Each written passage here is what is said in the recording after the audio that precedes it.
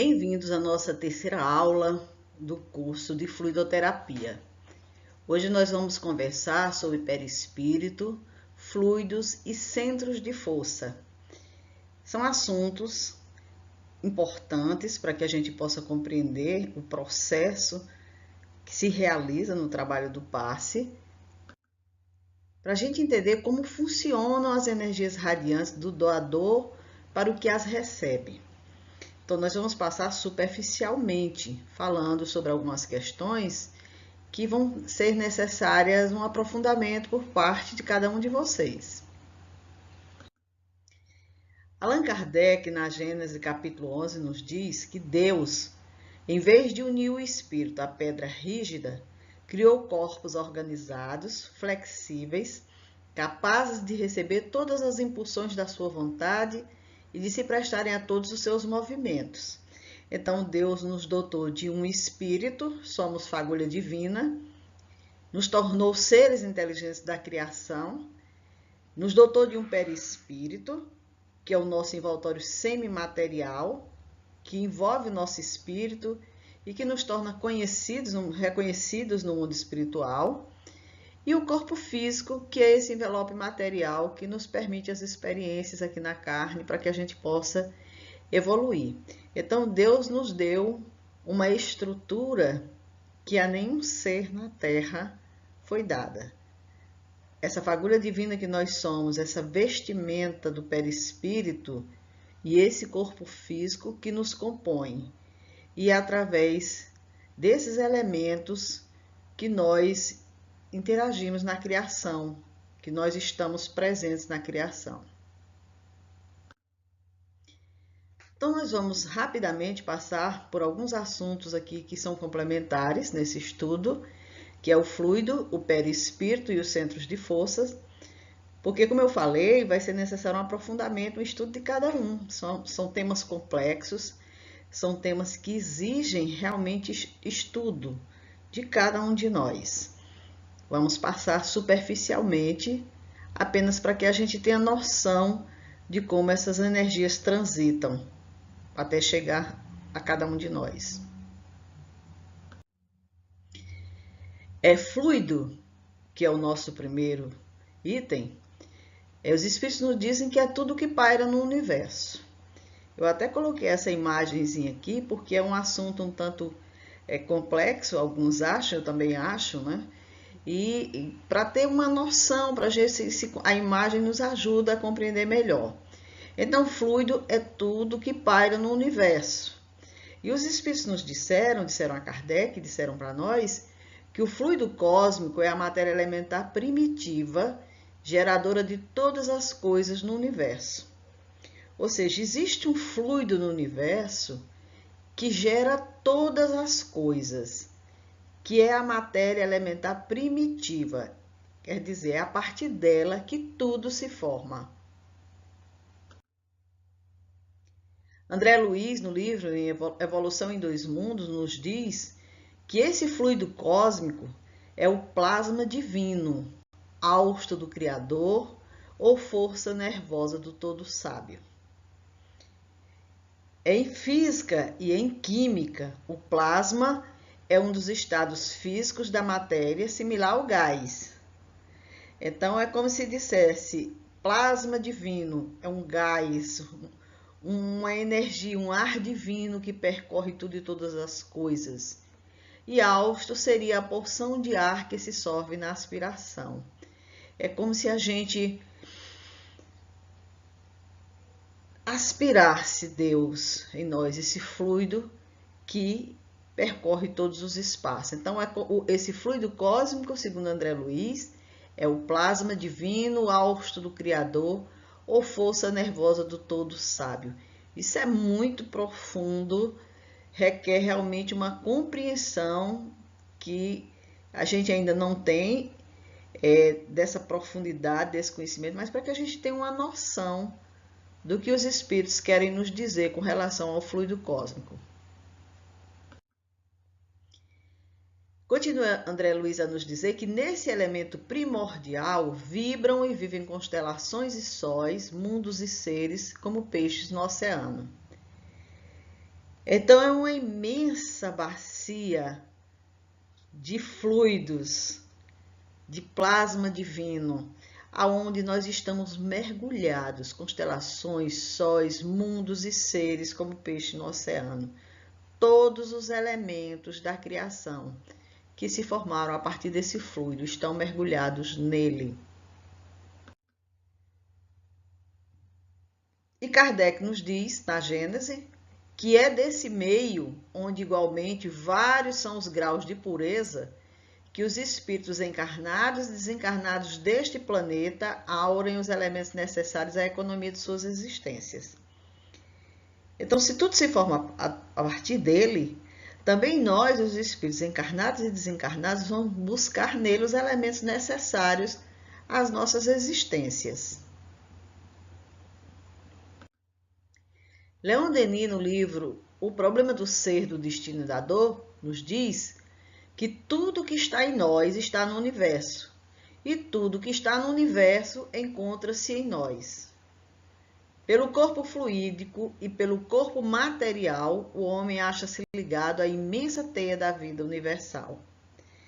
É claro, se fomos formados a partir desse fluido, se estamos mergulhados nele, tudo que está em nós está no universo e tudo que está no universo está em nós. Somos uma teia.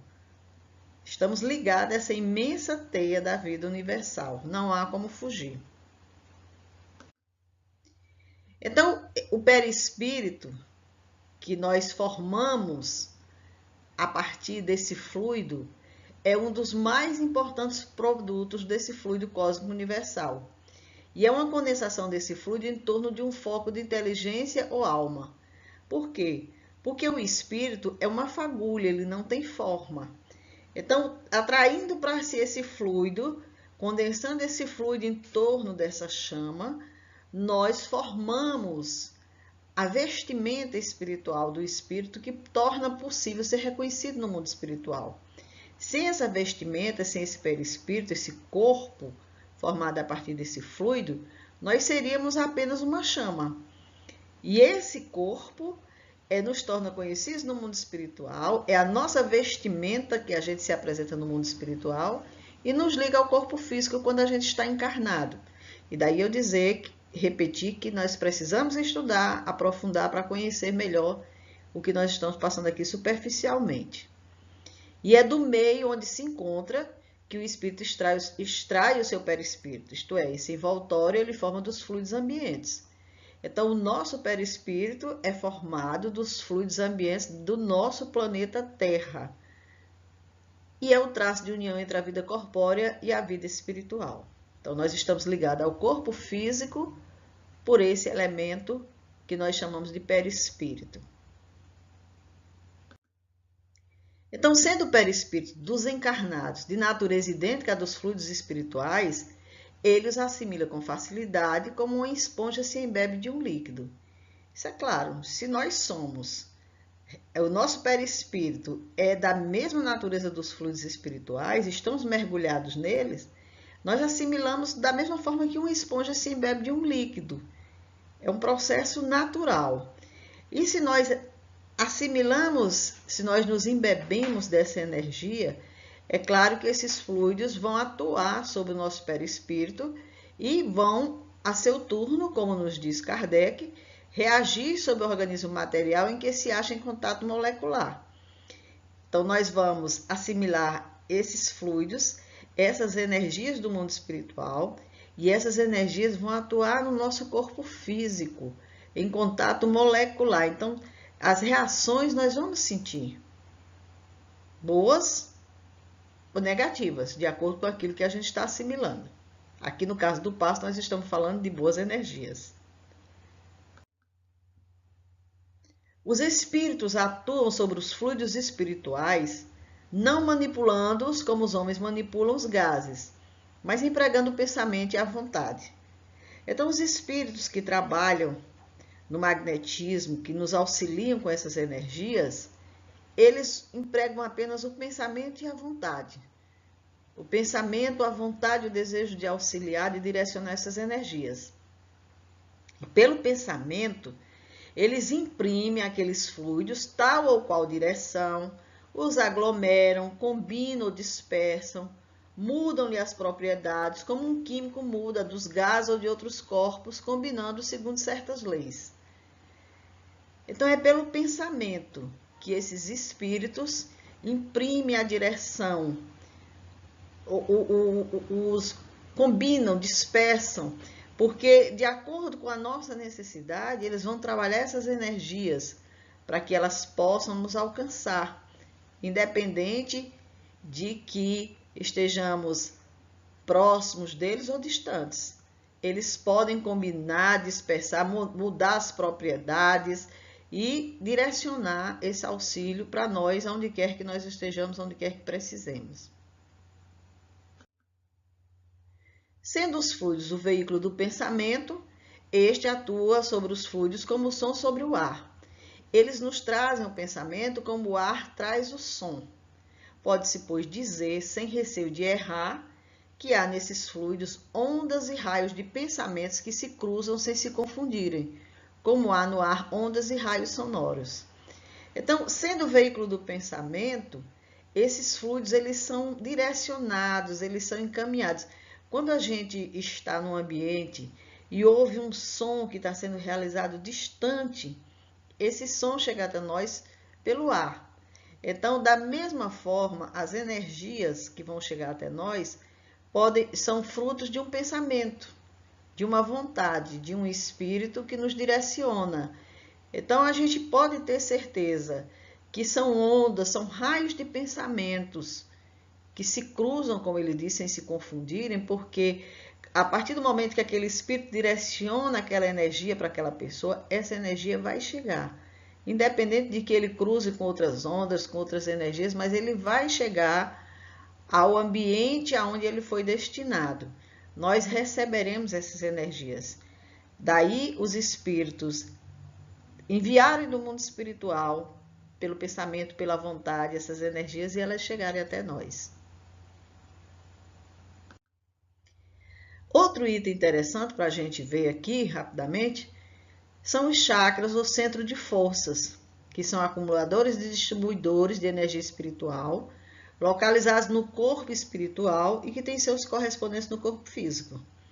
Então, nós estamos vendo uma figura aqui que se move e que mostra que existem aí alguns pontos centrados em algumas regiões do nosso corpo e que se afunilam para dentro do nosso corpo físico.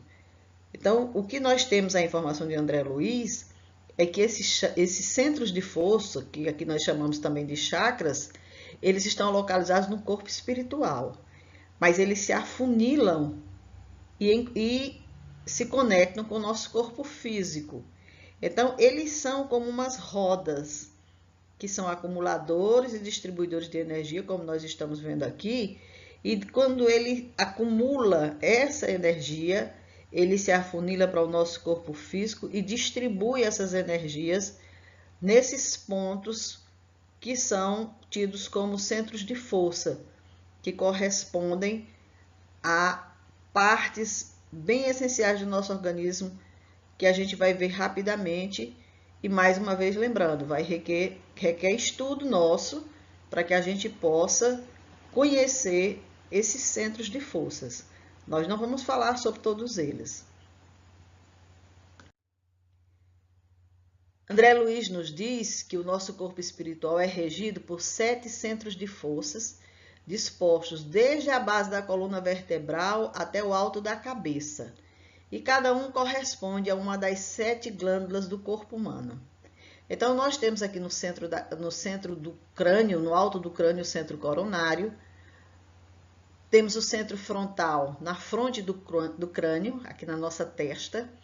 Temos o centro laríngeo na garganta, o centro cardíaco no coração, o centro esplênico no baço, o centro gástrico no umbigo e o centro básico genésico na pelvis. Como eu disse, requer estudo nosso para que a gente compreenda, conheça a função de todos esses centros de forças. Nós vamos nos fixar no centro coronário, que fica instalado na região central do cérebro, que André Luiz nos fala que é a sede da mente e é o centro que assimila os estímulos do plano superior e orienta a forma, o movimento, a estabilidade, o metabolismo orgânico e a vida consciencial da alma encarnada ou desencarnada. Então, esse centro coronário aqui, ele é o principal. Ele é responsável por tudo o que nós vimos aqui. E ele está ligado diretamente à sede da nossa mente. Então, ele é quem assimila em primeiro lugar os estímulos do plano superior. Daí as energias do passe normalmente serem direcionadas para esses chakras, para esse centro coronário. O centro coronário na Terra, nos diz André Luiz, é considerado pela filosofia hindu como sendo o lótus de 1000 pétalas, por ser o mais significativo, em razão do seu alto potencial de radiações, de vez que ele assenta a ligação com a mente, fulgurante sede da consciência. Então, é como se fosse um lótus de 1000 pétalas. Nós encontramos essa imagem aqui belíssima, que queremos corresponder aqui ao entendimento do que seja esse lótus de 1000 pétalas. É o mais significativo em razão do seu alto potencial de radiação. Então, ele assenta com a ligação com a mente, como nos diz André Luiz, e esse centro recebe em primeiro lugar os estímulos do espírito, comandando os demais, vibrando, todavia, com eles em justo regime de interdependência. Então, esse centro coronário recebe a energia e é ele que comanda e encaminha para os demais centros. Ele vibra em sistema de interdependência. Mas ele está acima, ele é o principal, ele recebe em primeiro lugar as energias e, comandando os demais, ele distribui essas energias para os outros centros de força. Um outro centro bem importante também, nós vemos aqui o coronário. Ainda estamos falando desse ponto de interação entre as forças determinantes do espírito e as forças fisiopsicossomáticas organizadas. Dele parte a corrente de energia vitalizante, formada de estímulos espirituais com a ação difusiva sobre a matéria mental que o envolve, transmitindo aos demais centros da alma. Então, essa imagem, ela ilustra bem como que a dizer que a energia que penetra nesse centro coronário, essa corrente de energia vitalizante, formada de estímulos espirituais, que tem ação difusiva sobre a matéria mental, ela envolve o ser e vai sendo transmitido aos demais centros da alma. Então, as imagens a gente espera que torne mais claro o que nós aqui estamos falando. O centro cerebral contíguo ao coronário, com influência decisiva sobre os demais, governando o córtex encefálico na sustentação dos sentidos, marcando a atividade das glândulas endócrinas e administrando o sistema nervoso em toda a sua organização, coordenação, atividade e mecanismo, desde os neurônios sensitivos até as células efetoras. Essa informação que nos traz é André Luiz, para nos dizer que esse outro centro cerebral, ele também é um dos centros importantes na nossa estruturação. E ele está muito próximo, muito ligado ao centro coronário. Então, nós estamos tendo essa informação para a gente entender que eles são os mais importantes, que são eles que comandam o processo de direcionamento dessas energias. E que, mais uma vez, a gente reforça a necessidade de estudar para compreender, porque essas informações que André Luiz nos traz são informações complexas, requerem estudo nosso.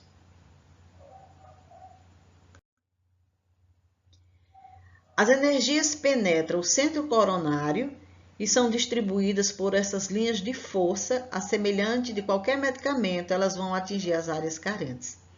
O Raul Teixeira nos informa isso no livro Diretrizes de Segurança, para que a gente entenda que o processo se realiza de conformidade com o que ele coloca aqui, com as medicações que nós tomamos. Se nós estamos sentindo uma dor na barriga, a gente não coloca a medicação na barriga, a gente bebe a medicação e ela se direciona para o campo necessário. Então, da mesma forma, as energias do passe, quando são assimiladas por esse centro coronário, elas são distribuídas através desse caminho que nós estamos vendo aqui na imagem, dos chakras, e a semelhança de medicação vão atingir as áreas carentes, vão levar o auxílio aonde seja necessário. No livro Magnetismo Espiritual, Michaelis nos fala a respeito do chakra das mãos como sendo pontos de entrada e de escape de energia.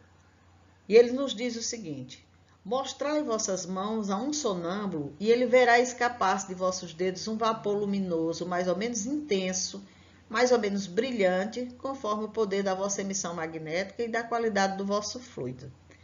Então, todos nós temos esses pontos de entrada, de escape de energia nas nossas mãos, que, como diz Michael, se fosse observado por um vidente, veria esse vapor luminoso, que vai depender da nossa emissão magnética, da nossa emissão fluídica, se vai ser intenso ou não.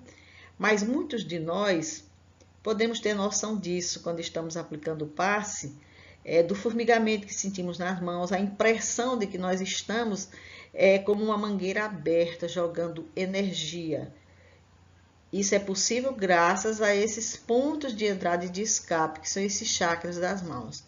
Então, André Luiz nos falou dos 7 chakras principais que estão distribuídos no nosso corpo, sendo que a gente tem a informação do Michaelis também com relação a esses pequenos chakras que estão localizados em nossas mãos. André Luiz nos diz que, de certo, que o estudo da constituição humana lhes é naturalmente aconselhável, tanto quanto ao aluno de enfermagem, embora não seja médico, se recomenda a aquisição do conhecimento do corpo em si. Então, é importante que a gente conheça esses chakras, esses centros de forças, que a gente leia, que a gente estude a respeito disso. Particularmente, eu estou estudando para compreender, para entender, porque é complexo realmente. Porque, como nos diz André Luiz, o investimento cultural vai ampliar os nossos recursos psicológicos, facilitando a recepção das ordens e avisos dos instrutores que nos propiciam amparo. Isso quer dizer que podemos estar diante de um paciente e recebermos a orientação intuitiva, mental ou até mesmo audível de um irmão para que a gente direcione as energias para determinado chakra. Mas se eu não conheço, se eu não sei do que se trata, como é que eu vou direcionar essa energia? Com certeza a espiritualidade não vai nem nos utilizar nesse recurso porque conhece o nosso potencial. Mas se a gente tiver conhecimento, a gente vai ser um instrumento muito utilizado pela espiritualidade, que vai encontrar em nós um canal de auxílio bem mais trabalhado. Então, o nosso estudo de hoje encerra por aqui, de uma forma rápida, como eu falei para vocês, porque são temas que requer estudo, que requer aprofundamento e que não seria possível passar nenhum deles em tão pouco tempo, numa simples aula.